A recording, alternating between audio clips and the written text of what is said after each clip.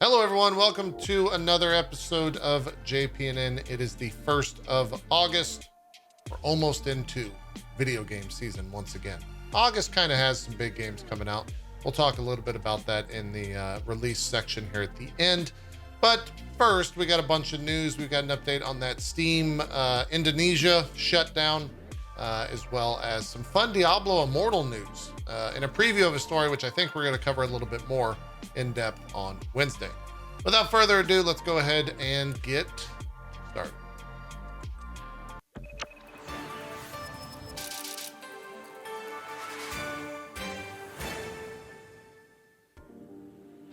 Let's start with the Indonesia news. So, after blocking Steam last week, as well as Epic and other websites, the Indonesia Ministry of Communication and Information Technology, aka Kominfo, has apologized to those impacted by the bans, but says it was forced to make the move due to non-compliance. Kominfo said that PayPal will be unblocked for 5 days to allow people to manage/withdraw their money. They've also heard from Valve, who plan to register, so Steam should be unlocked soon. Hopefully all that gets fixed, because what the fuck? That's wild. It's insane. Let me know in the comments. We had a bunch of people talking about it last time. If any of that has gotten fixed for you. Wild. Stream Elements and Rainmaker.gg's monthly state of the stream is reporting that Twitch hour views declined even more this past June when compared to its declining results in May, while Facebook Gaming witnessed significant growth during the same month. Twitch posted 1.7 billion hours watched in June, down from 6% from 1.81 billion in May. Unlike Twitch, Facebook Gaming recorded hours watched are up 21% to 425 million. A Stream Elements representative told GameIndustry.biz the difference in trends between the two platforms was likely attributed to their focus. While Twitch has historically emphasized PC and console games, the representative said Facebook Gaming has been more focused on emerging markets. They also included YouTube Gaming in June's report, saying that the platform had 290 million hours of live video watched in June. Quote, YouTube's top 10 games lean more into more heavily, into mobile titles, while their VTuber creators have risen to the top much faster. And while Twitch hasn't made many headline-making creator acquisitions in a while, YouTube has maintained a steady cadence of talent grabs, said Stream Elements Chief Business Officer Jason Krebs. I don't know if that really, my own take, I don't know if that has that much stake in why the hours are watched. I think it's just the summer and kids travel, and COVID is not people, traveling. I'm not going to say COVID's over, but people are traveling. They are acting like it's over. People are getting out there in the summer and taking vacations and things like that. Generally, that's what happens in the summer, is the Twitch viewership kind of drops down. It's a slow month. It has been a slow couple of months, really, in the summertime. I think the true test will be what happens this fall. Video games start coming out. We start seeing bigger releases. I think those will be more interesting numbers, at least for me personally. Valve has announced on July 29th that the Steam Deck reservation queue will be taken care of quicker than expected. They stated, quote, many of the supply chain shortfalls that affect Steam Deck are gradually clearing up. We were continuing to ramp up production, so we're able to produce more decks faster than ever before. As of today, we've updated the reservation windows, and everyone who's currently in the reservation queue will get their Steam Deck email this year. Many customers who were in the Q4 or later window have been bumped up to Q3, and everyone else is now solidly in the Q4 window, which is, of course, October to December. Cool. I'm kind of on the fence still about a Steam Deck. I know a lot of people have them. Let me know in the comments why I should get a Steam Deck or not. I need to know. I need concerning opinions. Here's an opinion. Sony is... oh, wait. No, this isn't the opinion. This is them discontinuing something.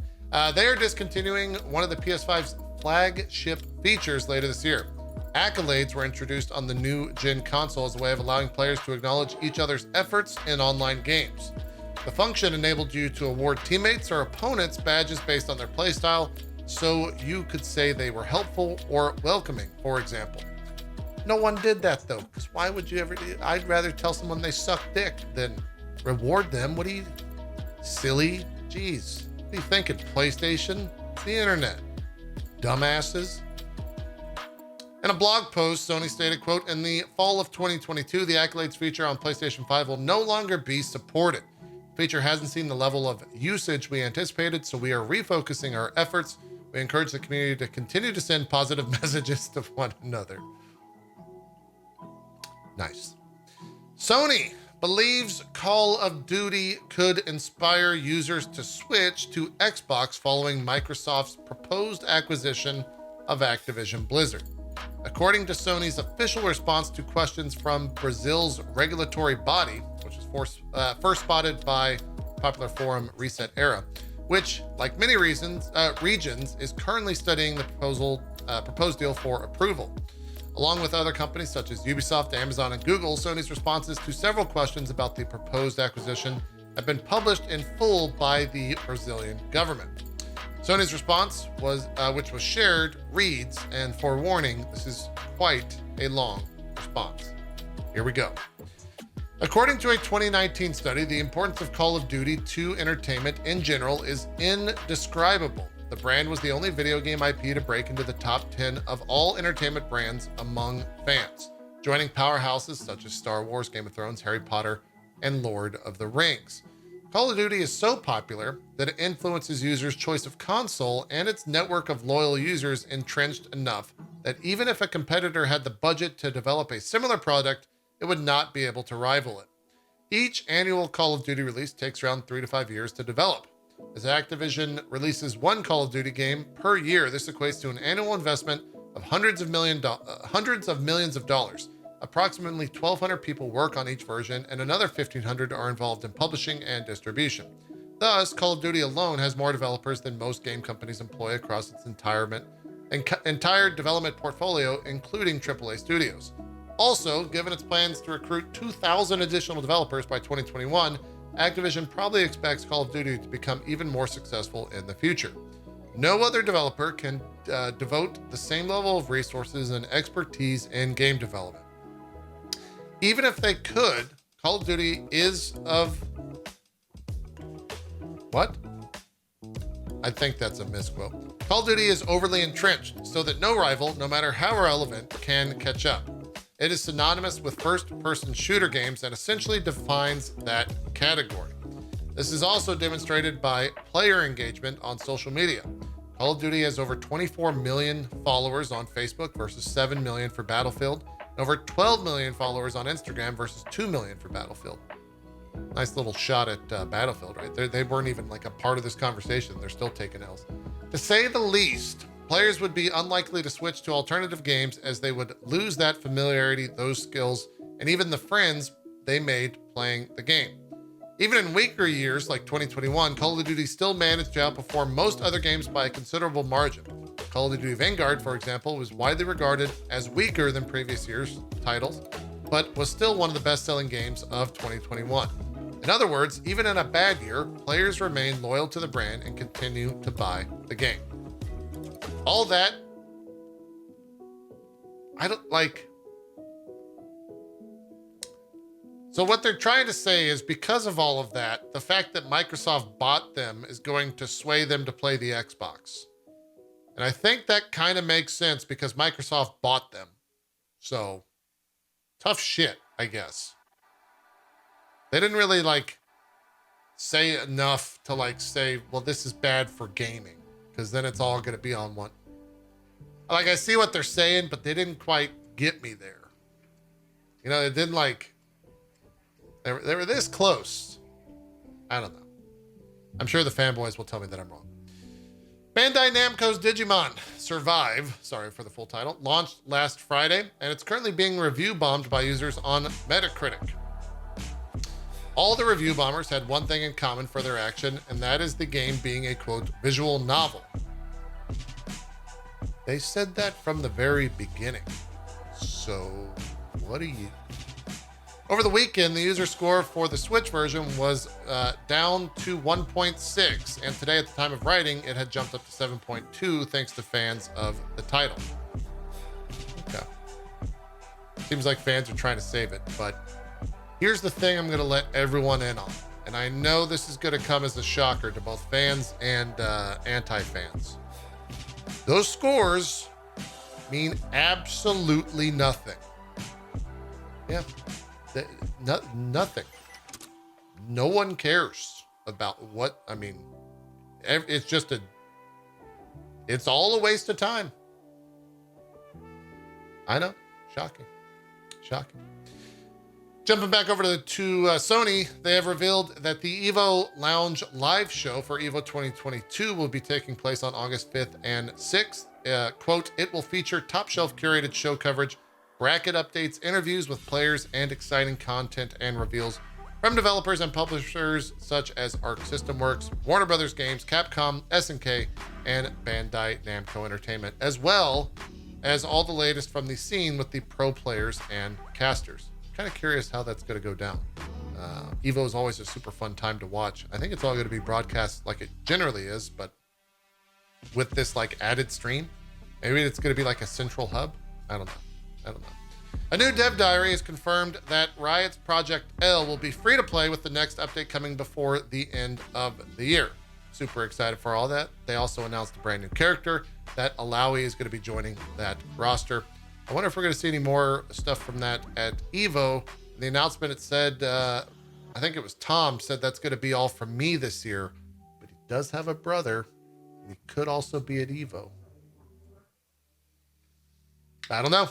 Be exciting if we got to see some more stuff. Let's move forward. Pokemon will be hosting a Pokemon Presents video presentation on its YouTube channel this Wednesday, August the 3rd at 6 a.m. Pacific. They're going to have updates on Pokemon apps and video games, including Pokemon Scarlet/Violet. I'm not going to be watching that at 6 a.m. Pacific, but we might check out the videos on Thursday for the trailer time. Diablo Immortal's back in the news. 1 week after Diablo Immortal is released in China, they have a new milestone reaching 30 million players from its 20 million announced last week.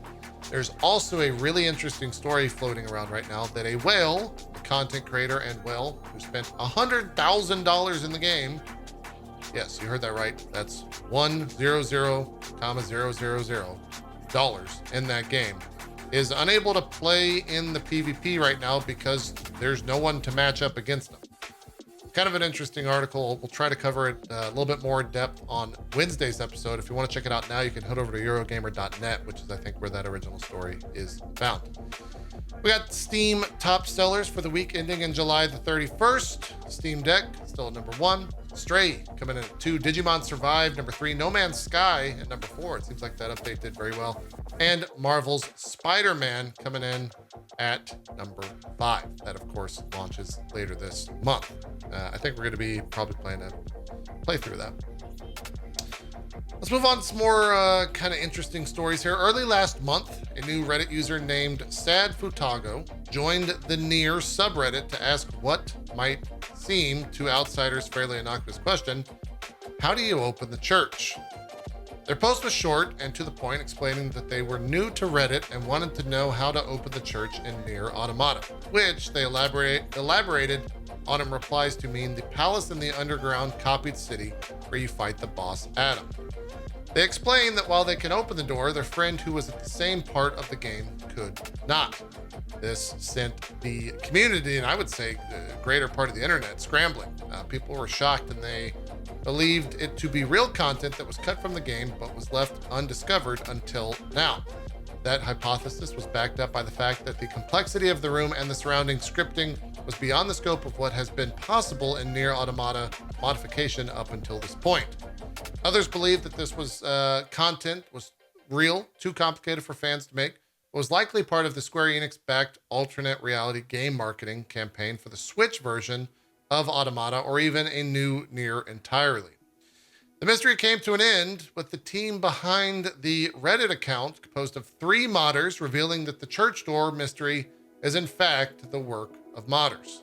They put out a statement and said, quote, "Everything we have shared has been completely in-game. No video editing was used. We have been loving all the discussions and theories. It has been an amazing journey for us. It has been inspiring to see the community come together after so many years, and it has made all the hard work well worth it.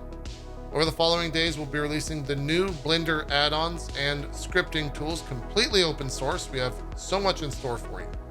A statement from the team behind the mystery stated, I think it's rather cool. If anyone was upset with them, we haven't really had a good old-fashioned video game thing like that in quite some time.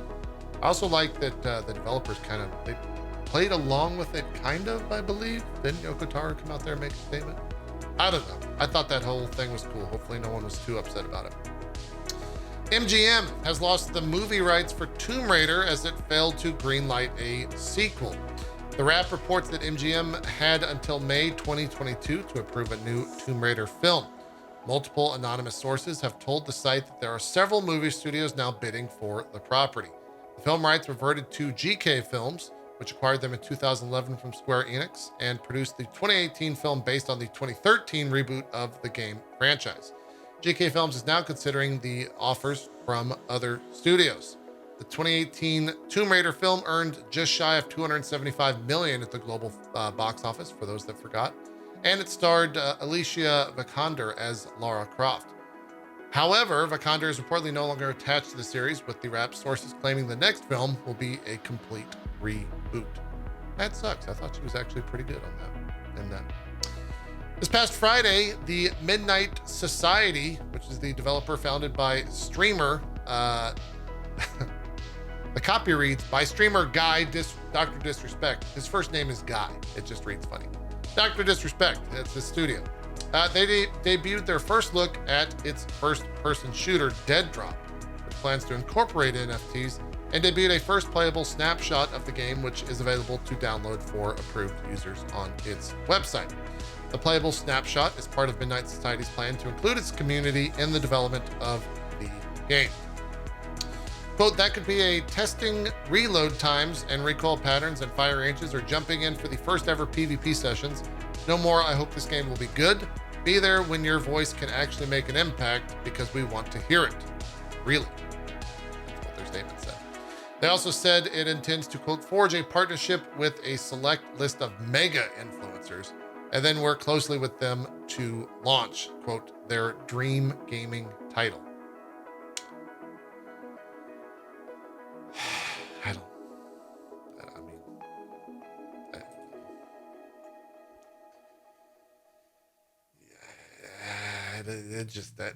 That's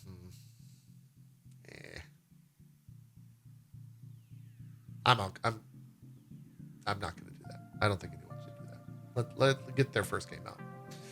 In terms of releases this week, JPD is telling me Turbo Golf Racing comes out on the 4th. That's going to be on Game Pass. We've got another Exo Primal closed network test on the 7th. There's a game called Gigabash. There's a game called Retreat to Enon. There's a game called Hindsight. And the update to Hearthstone, Murder at Castle Natheria, that comes out tomorrow. So still a little bit light, but we do have some games launching a little bit later this month. Things like Cult of the Lamb, Rumbleverse, those both come out on the 11th. Spider-Man Remastered, that's out next week. We'll talk about it a little bit. Then we still got some things. So looks like still some stuff to play coming out in August. That's going to do it for JPNN. Thanks so much for tuning in. Feel free to drop a subscription here on YouTube, and you'll get notifications when we release more. As always, if you want to check out the short versions, you can do so here on YouTube via the YouTube short service or over at itmeJP/TikTok, where we do release there as well. I'm out of here. Thank you so much. We'll see you next time. Have a good one. Bye-bye.